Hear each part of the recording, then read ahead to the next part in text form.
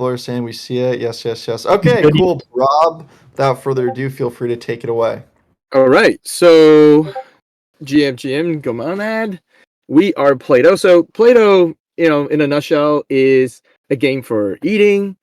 I think I started this really trying to boost the local community. My uncle owned a restaurant for about 25 years. Obviously, every restaurant owner was impacted by COVID. And so we wanted to do something fun to drive foot traffic into your local restaurant because, when local restaurant wants to do marketing and they want to promote their latest menu, they have to resort to coupons, which, coupons still exist because it's really tough to do digital marketing for a retail, business, let alone, restaurant. So it's hard to track click to in-person purchases. But anyway, we try to make a game, which is Play-Doh, for you to gamify your dining, really. So so what you see here is our native app. It's on iOS, it's on Android, and we run our gamified dining in different seasons. And so as you can see right now, we are in season of purple. So it's our last season before TGE of our fat token. And so, anybody who actually join our Discord for the first 100 person will actually give away a season of purple base pass. So typically it costs about 70 USDC. So if you want to participate in our season of purple, join our Discord. The first 100 person will get a 5-day season of purple pass for free. So anyway, just throwing it out there. But I wanted to, just kind of show what do I mean by gamified dining. And so before I even go into the actual dining experience, let me kind of just show you, what are some of the things that people currently do. And so a lot of people actually don't know.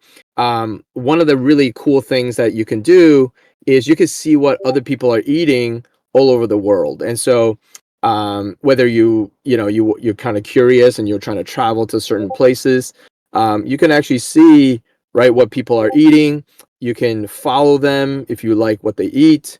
You could do a lot of various different things with the social. Our vision really is to let you be social with food. And I think it's kind of what Foursquare wanted to be, but they didn't have a verified dining. And so there was just a lot of like check-in without any sort of purpose, I guess, other than to win a mayorship.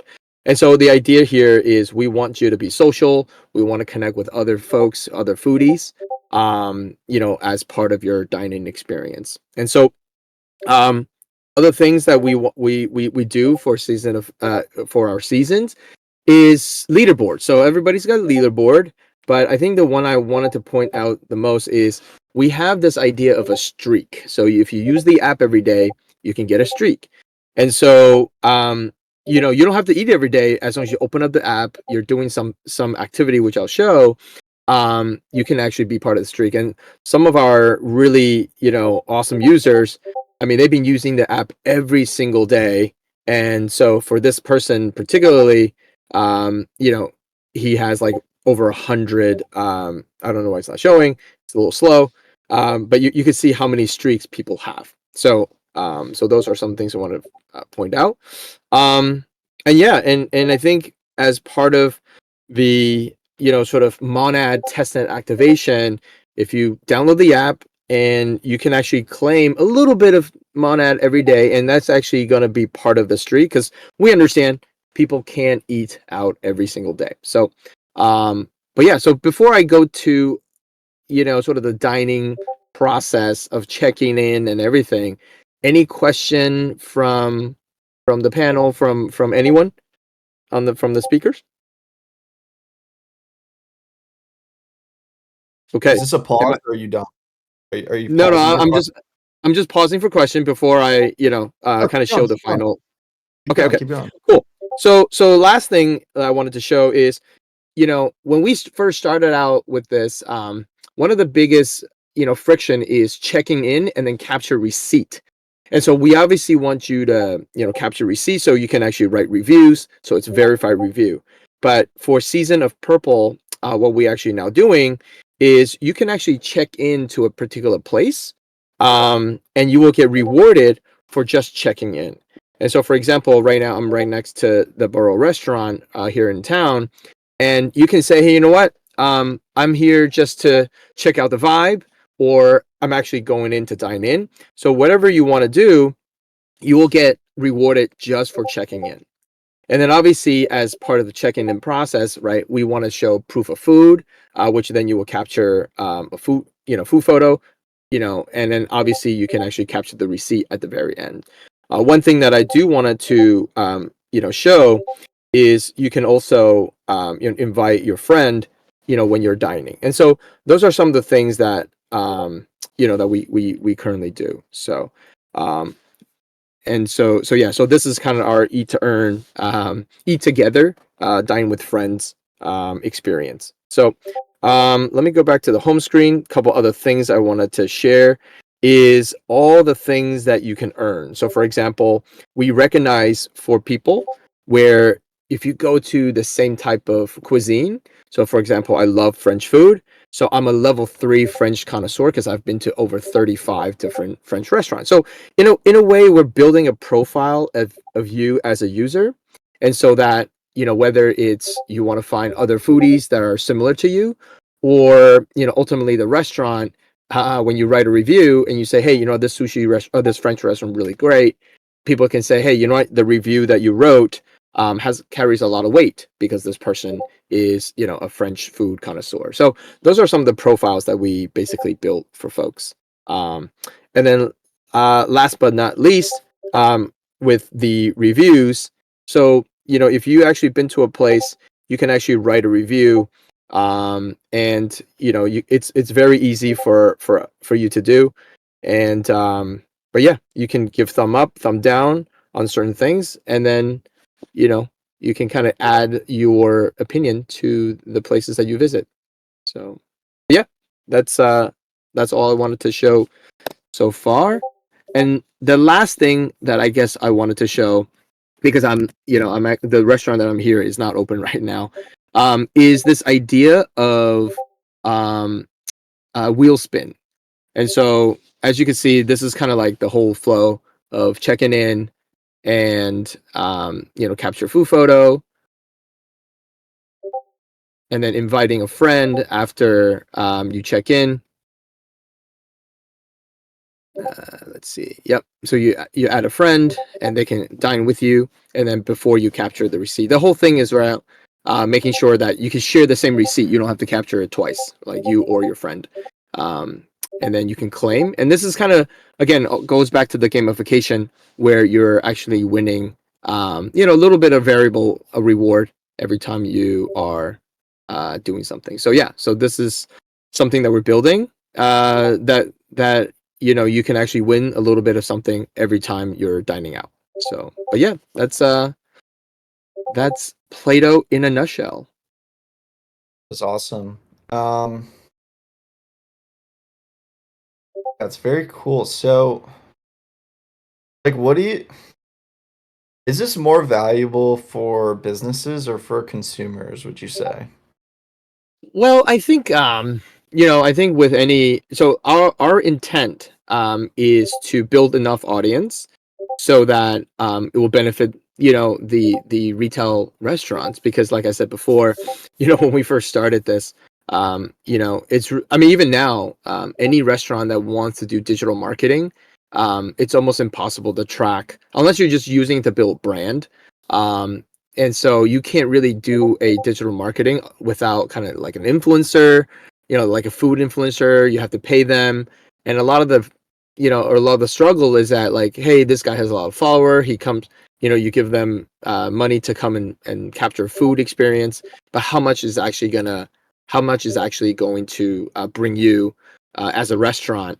And so a lot of that sort of performance marketing that you can do with sort of digital goods, or online shopping, you can't really do that with in-person visits and in-person purchases. So that's really, I would say, to answer your question, ultimately we wanted to benefit both, because if you're a sushi connoisseur, and you love sushi, and a new restaurant sushi comes up, you can actually be, one of the first to get invited. And so I would say it's a business tool ultimately, but obviously we're engaging with user, trying to make dining fun and social. So, but ultimately, I think the business will see benefit from what we're building. It's awesome. What do the conversations go like when you talk to a new business? Like, are you just like walking in these places and saying, "Hey, like, I have this app. Do you guys want to join?" No, so if you look at guys like Blackbird, which is in New York, they're taking a very opposite approach, very expensive approach, which is they're approaching the restaurant, and restaurant is already over teched, and so that merchant acquisition is quite expensive. It's in the thousands of dollars per restaurant acquisition. There's a reason why they raised like over $50 million, right? And so, and knowing that, what we actually want to do is flip the script. So with our fat token, once TGE happens, you can actually stake your fat token in restaurants that haven't been onboarded. And through your fat token, you can signal to your local community and people that are on Plato to say, hey, you know what? I am a sushi connoisseur level 3, and I put my money where my mouth is, on this restaurant.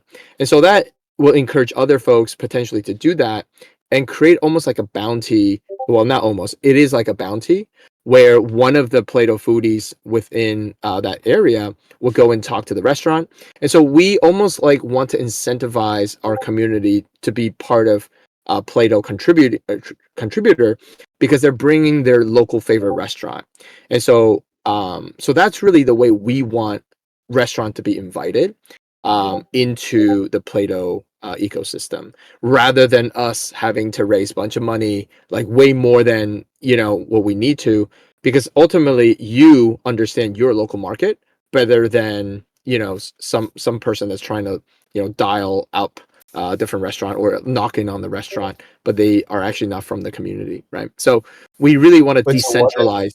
Yeah, we want to yeah, but decentralize that. what is the bounty that the restaurant can then capture?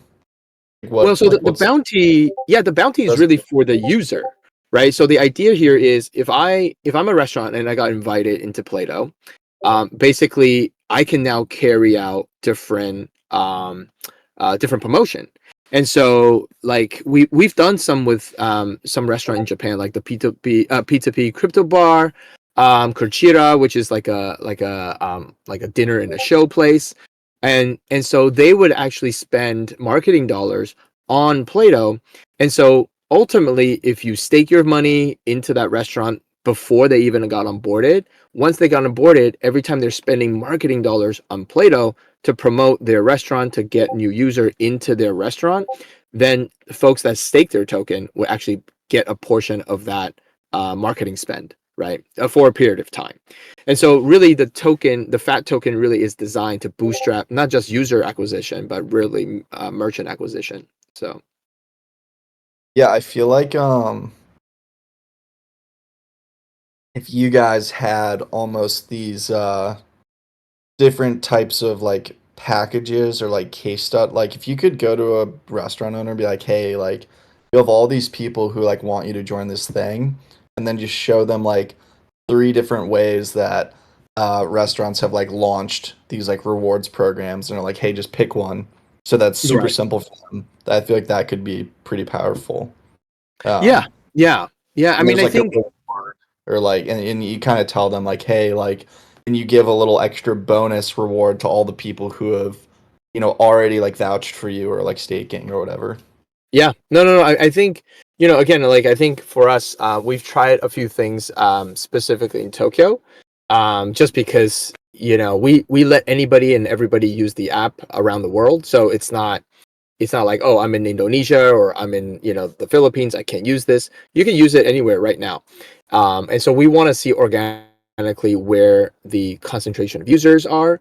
And so I think, specifically in Tokyo, we, have a organic concentration of user based on some of the gamification. And so I think that's why we work with, a few restaurant just to test it out, right? So, but our focus right now is still on user acquisition, because if you kind of look at a lot of X to earn that has happened in the past, whether Step In, which I love Step In, I love these X to Earn.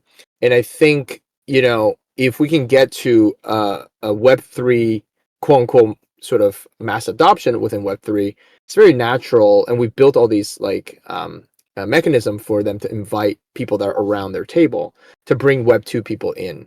And so once we get that and accomplish kind of user adoption, then the underlying business, kind of like when everybody was walking with Steppen, it's like everybody questioned like, hey, is there something here, or is this just something that's just will go away? But I think knowing that there's an existing food That was the most economy, generous so way you could have said that. so yeah, but it's the truth, right? So it's the truth, which is everybody's wondering what's the underlying business. Where I think with Plato, again, any sort of all the apps that have presented today, we all need to we all need to focus on like go to market, user acquisition. So obviously for us, once we get to that point, then the underlying business that we've thought about and the mechanism that would just happen naturally. Not naturally, but that would just happen because everybody knows that business is, while it's a hard business, but there's a lot of money in food. So